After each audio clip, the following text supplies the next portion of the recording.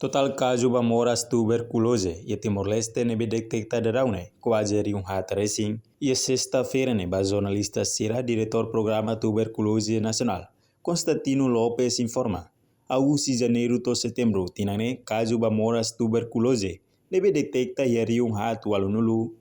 e tinan kotuk quase um hat racing magbahalo tratamento no husi número ne na insenulu racing. Mas sucesso e tratamento, balum mate, tamba moras complicação, no quase idade produtivo, maca afeta baraclio. Ente sanulu resin lima, tolima nulu resin hat.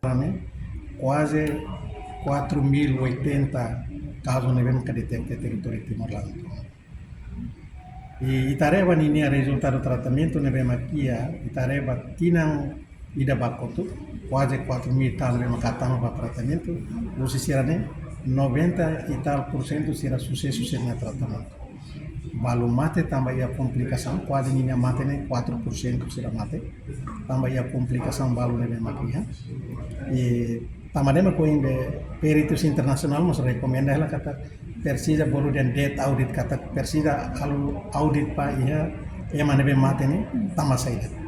Neve maka tratamento TB mate nem ta persida lo audit para atender kata nya mate nem tambah tuberculose ou tambah moral selva tambah desastre rumah mak mate lah para ita bela abo bairo relata kari kita nebe mate lolos bat TB mak kita relata nesta mate bat TB salah wardau kita relata zerale kita label identifika se ira mak mate bat TB ira mak mate tambah kaulosi moral selva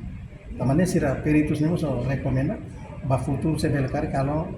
audit ba ia nebe mate para platine lolos mate ni ya quase tinang 2024 ne ia 137 nebe mate sira nebe registro mate net fulancia 2024 ne normalmente minha resultado ne relata depois de tina ne tamane maka me agora relata ne tina ida bakoto ne relata então os 4.792 nebe mate registro 2024 e 137 maka mate tamam mate vai ver terceira platine mate tambah TB galera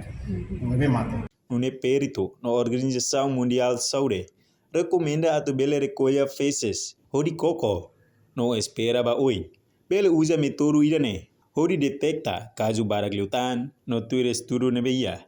caso TB afetamos ba idosos sira nune equipa programa TB se serviço hamuto com Ministério Solidariedade Social banheira idosos sira simu subsídio sira bele aproveita halo screening leusi x-ray atau nune bele detecta caso TB tambah idoso sira maioria la acesso ba facilidade de saúde reportagem Mela Fátima Televisão Timor Post. Janela informação ba emohoto atau tem informação atual dia kliu kita haluha haneham botão subscribe like halo comentário no fahe tutang ba media sosial hoto.